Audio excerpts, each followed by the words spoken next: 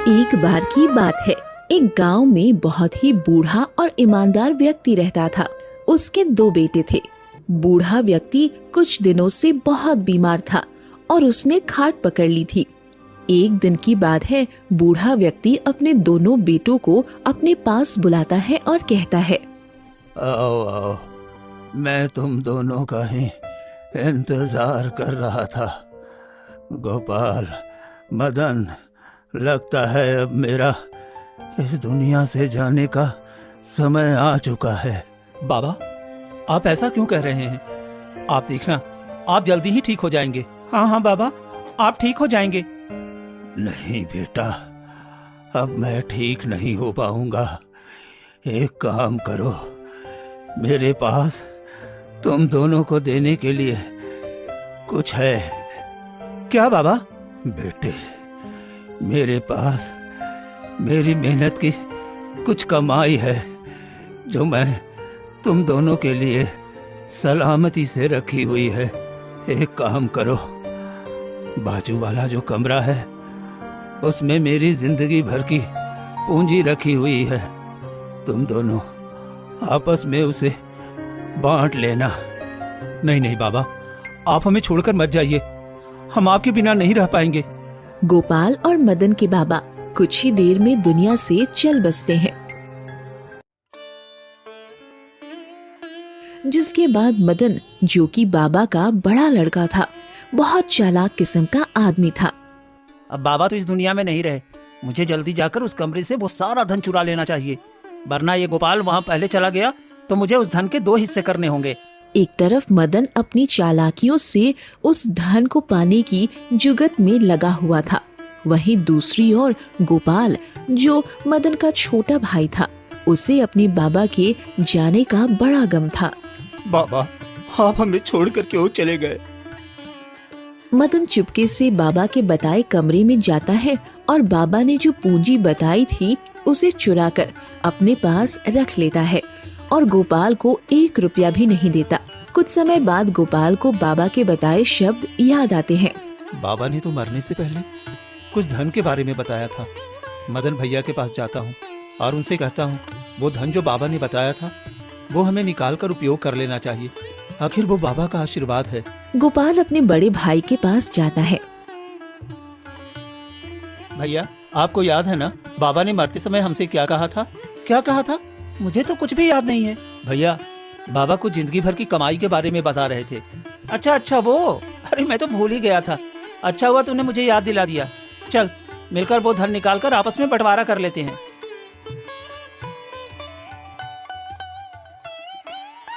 अरे ये क्या, सारा धन तो किसी ने चुरा लिया है। पर भैया, इस धन के बारे में तो हम दोनों के अलावा किसी को भी नहीं पता था। बाबा ने तो इस धन के बारे में केवल हम दोनों को ही बताया था। तो तेरे कहने का क्या मतलब है? वो सारा धन मैंने चुरा लिया? नहीं नहीं भैया, मैंने ऐसा कब कहा? लगता है जब बाबा उस धन के बारे में बता रहे थे तब किसी चोर ने सुन लिया होगा और सारा धन उसी ने चुरा लिया होगा। अब तू जा कोई काम ढूंढ, ऐसे गुजारा नहीं चलने वाला। बाबा ने हमारे लिए जो पूंजी छोड़ रखी थी वो अब गई, हमें उसके भरोसे नहीं रहना चाहिए। ठीक है भैया, आप सही कह रहे हैं। ठीक है, फिर तू अपने रास्ते जा और मैं अपने रास्ते। एक काम कर, तू छोटा है इसलिए तू इस घर में रह, मैं अपने लिए पास में कोई और घर देख लेता हूँ। मदन के पास अब अच्छी खासी दौलत थी, उससे कोई भी लड़की हंसी खुशी शादी कर सकती थी। यही सोच मदन जल्द ही एक बहुत खूबसूरत लड़की से शादी कर लेता है और गोपाल से दूर रहकर ऐशो आराम की जिंदगी जीने लगता है। भैया ने तो शादी कर ली और अब खुशी खुशी रह रहे हैं। मुझे भी अब खूब मेहनत करनी होगी, वरना कोई मुझसे शादी नहीं करेगा। गोपाल जंगलों में जाकर लकड़ी काटता है, फिर शाम होते ही उसे बाजार में जाकर बेच आता है। उसमें उसे थोड़ी बहुत ही कमाई हो पाती थी। ना जाने मेरी किस्मत में क्या लिखा है, सारा दिन धूप में जंगलों में मरो फिर भी कुछ हासिल नहीं होता। ऊपर से यह गरीबी, अगर ऐसे ही चलता रहा तो कोई मुझसे शादी नहीं करेगा। एक काम करता हूँ, भैया के पास जाकर कुछ मदद मांगता हूँ। गोपाल अपने बड़े भाई मदन के पास जाता है। भैया, कैसे हैं आप? अरे तू यहाँ, क्या हुआ? तेरा काम तो सही चल रहा है ना? नहीं भैया, मैं तो वहीं के वहीं पड़ा हूँ। मुझे भी बताइए ना वो राज, जिससे आपके पास इतना धन आ गया आप तो जल्दी ही काफी आगे बढ़ गए, और एक मैं हूँ कि वहीं पड़ा हुआ हूँ। भैया मुझे तो फिक्र होने लगी है। कैसी फिक्र? भैया मेरी गरीबी को देखकर कौन लड़की मुझसे शादी करेगी? बस मुझे सबसे ज्यादा यही चिंता है। एक काम करता हूँ, इसकी जैसी तैसी लड़की से शादी करवा देता हूँ, फिर ये बार बार मुझे परेशान करने नहीं आएगा। क्या हुआ भैया? गोपाल, मुझे भी तेरी बहुत फिक्र है भाई। एक बार तेरा घर बस जाए फिर मैं भी निफिक्र हो जाऊंगा। कुछ दिनों में ही मदन अपने भाई गोपाल की शादी एक बहुत ही गरीब लड़की से करा देता है। गोपाल उस गरीबी में अपनी पत्नी के साथ जिंदगी गुजारने लगता है। भाग्यवान, ओ भाग्यवान, मैं जंगल जा रहा हूँ लकड़ी काटने। एक आध रोटी है तो दे दो, रास्ते में बड़ी भूख लगती है। घर में सारा राशन खत्म हो गया है जी, कहाँ से दूँ आपको रोटी? चलो कोई बात नहीं, आज पानी पीकर ही काम चला लूंगा। कोशिश करता हूँ आज कुछ लकड़ियाँ मिल जाए ताकि मैं भूखा न रह सकूं। गोपाल घड़े में से पानी निकालता है और पीकर जंगल की ओर लकड़ियाँ काटने निकल जाता है। जब वो लकड़ियाँ काट रहा होता है तभी उसे बहुत सारे घोड़ों की आवाज सुनाई देती है। अरे ये क्या, इतने सारे घोड़े, और ये लोग कौन है? गोपाल डर के मारे पेड़ पर चढ़ गया और पत्तियों में छुपे छुपे उन सभी को देखने लगा। इतने सारे लोग, वो भी झुंड में, ये हैं कौन? और ये सभी यहाँ क्या कर रहे हैं? लगता है ये सभी लोग चोर हैं। गोपाल पेड़ पर छुपे छुपे सारा नजारा देख रहा होता है। अरे जल्दी करो, घोड़े से सारा सामान उतारो। बाप रे, इतना सारा रुपया पैसा! सारे चोर जल्दी जल्दी घोड़े पर से सामान उतारने लगते हैं। चोरों का सरदार भी एक गुफा के पास जाता है जहाँ एक बहुत बड़ा पत्थर गुफा के दरवाजे पर अड़ा रहता है और कहता है, खुल जा सिमसिम। चोर को ऐसा कहते ही गुफा का दरवाजा खुल जाता है। गुफा के खुलते ही एक बड़ा सा आदमी दरवाजे पर चोरों का स्वागत करता है। आइए आका, सिमसिम के इस शानदार गुफा में आपका स्वागत है। सारे चोर अपना अपना सामान उठाकर गुफा की तरफ जाने लगते हैं। अरे ये क्या जादू है? थोड़ी देर बाद सारे चोर बारी बारी से उस गुफा से बाहर आते हैं।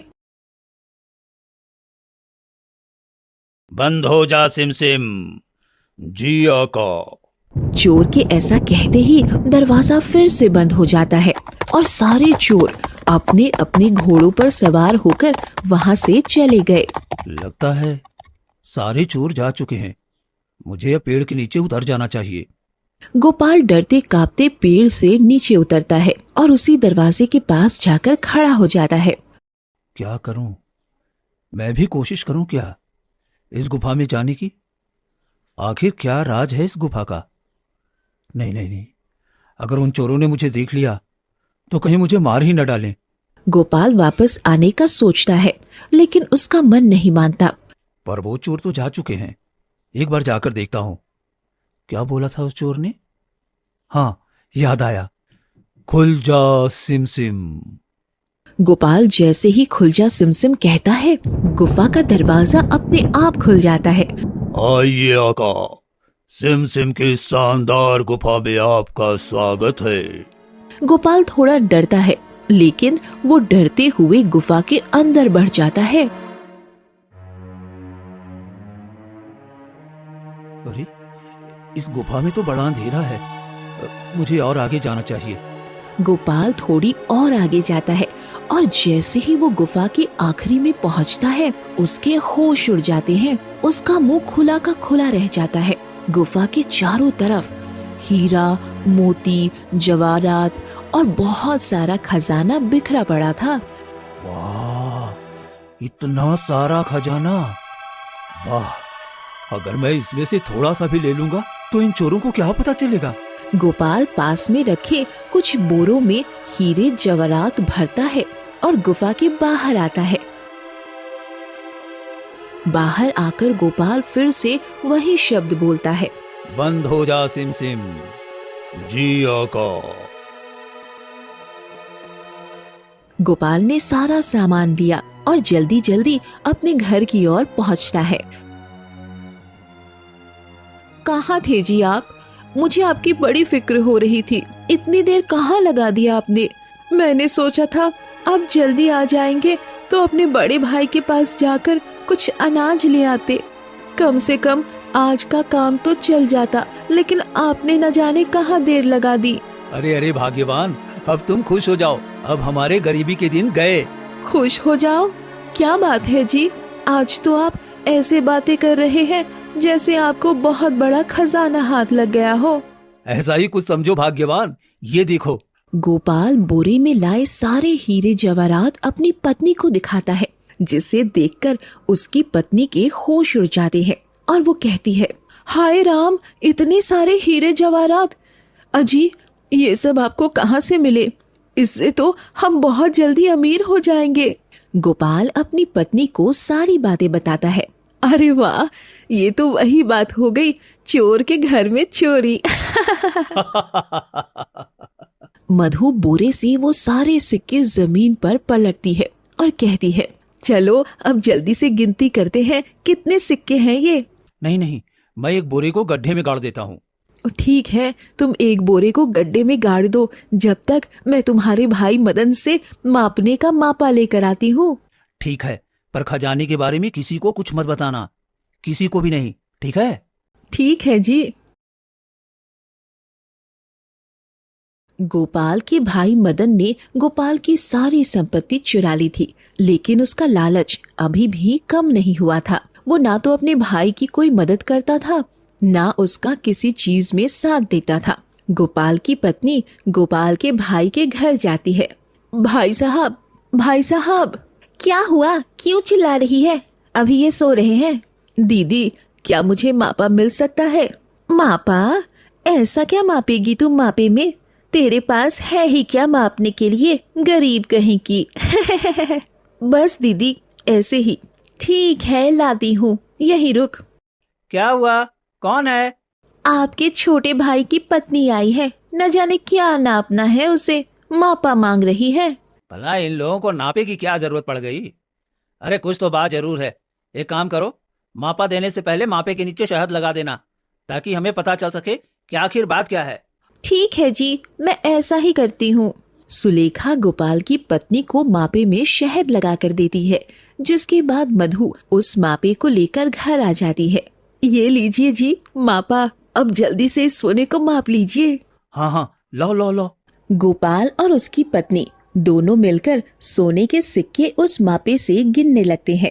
उन सिक्कों को गिनने के बाद वो दोनों उन सिक्कों के बोरे को एक गड्ढे में दबा देते हैं। सुनिए जी, मैं ये मापा तुम्हारे भैया को वापस करके आती हूँ।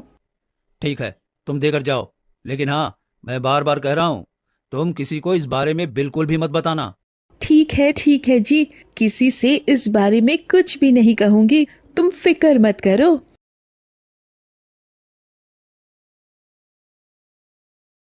मधु मापा लेकर मदन के घर जाती है। दीदी, ओ दीदी। हाँ कहो। ये लीजिए अपना मापा, मेरा काम हो गया। सुलेखा वो मापा मधु से ले लेती है और जल्दी से अंदर चली जाती है। सुनिए जी, वो मधु मापा दे गई है। हाँ तो इसे पलटा करके देखना। सुलेखा जैसे ही मापे को पलटकर देखती है तो मापे के नीचे बहुत सारे सोने के सिक्के फंसे हुए थे, जिसे देख दोनों के मुंह फटे के फटे रह जाते हैं। सोने के सिक्के और क्या? अरे पर तुम्हारा भाई तो इतना गरीब है, उसके पास ठीक से खाने तक को नहीं रहता, तो फिर सोने के सिक्के उसके पास कहाँ से आ गए? हाँ भाग्यवान, ये तो सच में सोचने वाली बात है। मेरे भाई के पास सोने के इतने सारे सिक्के आखिर आए कहाँ से? लगता है उसके पास और भी बहुत सारे सोने के सिक्के हैं, तभी उसने मापा मंगवाया था। अरे अब ये सोचो कि उससे वो सिक्के कैसे लिए जाए। सोचो, अगर वो सारे सिक्के हमें मिल जाए तो हम बहुत जल्दी और भी अमीर हो जाएंगे। तुम सही कह रही हो भाग्यवान, मैं कल सुबह ही जाकर सारा माजरा पता करता हूँ, आखिर बात क्या है। मदन को रात भर नींद नहीं आती, उसके दिमाग में सोने के सिक्के घूमते रहते हैं। और जैसे ही सुबह होती है, मदन अपने भाई गोपाल के घर की ओर निकल पड़ता है। गोपाल, ओ गोपाल, कहाँ है तू? अरे भैया, आप आज कैसे इस गरीब की कुटिया में आना हुआ, कहिए। मदन अपने साथ मापा लेकर आया हुआ था। उसने मापा निकाला और अपने भाई की तरफ देखकर बोला, गोपाल, ये क्या है? तेरे पास तो खाने के लिए कुछ भी नहीं है। दाने दाने को तू खाने के लिए तरसते रहता है ना? फिर तेरे पास सोने के ये सिक्के कहाँ से आए? सोने के सिक्के? कैसी बातें कर रहे हैं भैया आप? मेरे पास भला सोने के सिक्के कहाँ से आएंगे? झूठ मत बोलो, मुझे सब पता है। तेरे पास बहुत सारे सोने के सिक्के, हीरे जवाहरात सब हैं। क्या तू अपने बड़े भाई को नहीं बताएगा? इतनी नफरत करता है तू मुझसे? नहीं नहीं भैया, ऐसी कोई बात नहीं है, मैं आपको सब कुछ बताता हूँ। गोपाल सारी बातें मदन को बताता है। वो गुफा के बारे में और चोरों के बारे में एक एक बात अपने बड़े भाई को बता देता है। गोपाल की बातें सुन मदन को लालच आ जाता है। गोपाल, चलो मुझे भी उस जगह पर लेकर चलो, वरना मैं उन चोरों को बता दूंगा कि तुमने उनके सिक्के, हीरे जवाहरात चुराए हैं। नहीं नहीं भैया, वो लोग बड़े खतरनाक हैं, उन्हें कुछ मत बताना। आप चलो मेरे साथ, मैं उस जगह आपको लेकर चलता हूँ। गोपाल अपने भाई मदन को उस जगह लेकर आ जाता है। भैया, यही वो दरवाजा है जिसके पीछे बहुत सारा खजाना छुपा हुआ है। अच्छा, फिर चलो अब हम अंदर चलकर देखते हैं। नहीं नहीं भैया, अभी हमारा इस दरवाजे के अंदर जाना सही नहीं है। क्यों? भैया, उन चोरों के आने का समय हो रहा है, जल्दी चलो यहाँ से, अगर हम पकड़े गए तो दिक्कत हो जाएगी। दोनों वहाँ से वापस अपने घर की ओर लौट आते हैं। लेकिन मदन का मन नहीं मानता। उसके मन में लालच के हिलोरे उठ रहे होते हैं। नहीं, मैं फिर से जाऊंगा और सारा सोना बोरे में भर भर कर अपने साथ ले आऊंगा। मदन उस जगह दोबारा पहुंच जाता है। लगता है वे चोर अभी ही आए हैं। मैं जल्दी से जाकर सोना, हीरे जवाहरात सब बोरे में भरकर ले आता हूँ। मदन दरवाजे के पास जाता है और कहता है, खुल जा सिमसिम। जैसे ही मदन खुल जा सिमसिम कहता है, दरवाजा अपने आप खुल जाता है और दरवाजे के उस पार उसे एक आदमी दिखाई देता है जिसका नाम सिमसिम था। आइए आका, सिमसिम के इस शानदार गुफा में आपका स्वागत है। मदन गुफा के अंदर बढ़ता है। गुफा में बहुत सारा सोना देख उसके पैरों से जमीन खिसक जाती है। हाय हाय, मजा आ गया, इतना सारा सोना, अब तो मैं अमीर हो जाऊंगा।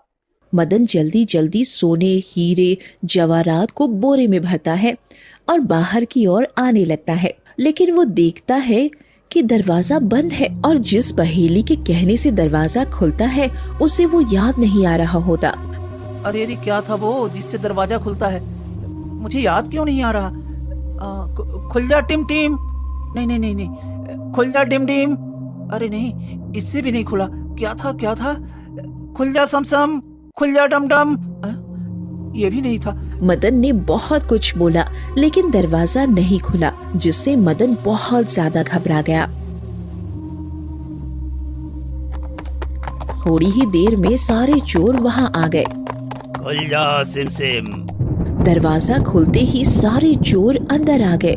जब उन सभी चोरों ने मदन को देखा तो हैरान रह गए और अपने अपने हथियार निकाल लिए। तो चोरों के घरों में भी चोरी होने लगी। भाइयों, पकड़ लो इसे। चोरों ने मदन को पकड़ लिया, जिसके बाद चोरों के सरदार ने उसे मार डाला। जब काफी रात होने के बाद मदन अपने घर नहीं आया तो उसकी पत्नी परेशान हो गई और गोपाल के घर आई। गोपाल, गोपाल। गोपाल बाहर निकल कर आया। नहीं, कुछ ठीक नहीं है। तुम्हारे भैया अभी तक घर नहीं आए। लगता है वो उसी खजाने के पास गए हैं जहाँ तुम उन्हें लेकर गए थे। मुझे तो उनकी बड़ी फिक्र हो रही है। उनके साथ कुछ। ऐसा कह सुलेखा फूट फूट कर रोने लगती है। भाभी, आप रोइए मत, मैं अभी जाकर पता लगाता हूँ। गोपाल उस गुफा के पास जाता है। गुफा का दरवाजा तो बंद है, सारे चोरों के घोड़े भी बाहर ही बंधे हैं। मेरा अंदर जाना सुरक्षित नहीं है। कल सुबह आकर देखता हूँ। गोपाल सुबह फिर उसी गुफा के पास आता है जहाँ सारे चोर गुफा से बाहर आ रहे होते हैं।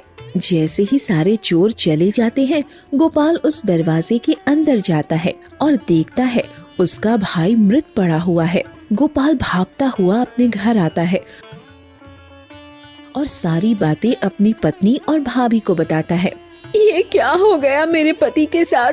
लालच ने मेरे पति की जान ले ली। भाभी, जो हुआ सो हुआ, पर ध्यान रहे उस जगह के बारे में किसी को भी कुछ मत बताइएगा।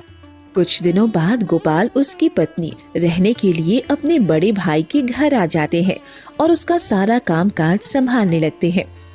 समय बीतता है और गोपाल दिनों दिन अमीर हो जाता है। एक दिन की बात है। क्या हुआ मालिक, आप कुछ परेशान लग रहे हैं? न जाने मुझे ऐसा क्यों लगता है कि हमारा खजाना दिन व दिन कम होता जा रहा है। जी सरदार, मुझे भी ऐसा ही लग रहा है। शहर में जाओ और देखो, अभी कोई नया अमीर हुआ है और बहुत ज्यादा खर्च करने लगा है। चोर शहर के बाजार की तरफ निकल गया, जहाँ मुंह में कपड़ा बांधे गोपाल सिक्के बेचने आया था। तो ये है वो जो हमारे खजाने से चोरी करता है। गोपाल सिक्के बेच अपने घर आ गया। चोर भी उसका पीछा करते करते गोपाल के घर तक पहुंच गया। घर ना भूले इसीलिए उसने गोपाल के अंदर जाते ही एक निशान बना दिया ताकि वो वहां अपने सरदार को ला सके। शाम को जब मदन की पत्नी ने वो निशान देखा तो घबरा गई। ये क्या, ये निशान किसने बनाया है? लगता है कोई मुसीबत आने वाली है। उसने रंग लेकर सभी लोगों के घरों के दरवाजे पर वैसा ही निशान बना दिया। सुबह जब सभी चोर उस जगह पर आए, यहाँ तो सभी दरवाजों पर निशान है। लगता है वो आदमी बड़ा ही शातिर है। चलो यहाँ से। चोरों का सरदार बड़ा जिद्दी था। उसने अपना भेष बदला और बाजार में निगरानी करने लगा। जब गोपाल सिक्के बेचने आया तो चोरों का सरदार उसका पीछा करते हुए गोपाल के घर पहुंच गया। चोरों का सरदार गोपाल के घर का दरवाजा खटखटाता है। कौन हो तुम? मैं बहुत दूर से तेल बेचने आया हूँ। सुना है आप इस शहर के बहुत बड़े आदमी हैं। मैं जो तेल लाया हूँ वो बहुत अच्छा है। क्या आप लेंगे? अच्छा, ठीक है, फिर ले आइए। एक काम करो, आप दूर से हो आओ, हमारे साथ भोजन कर लो।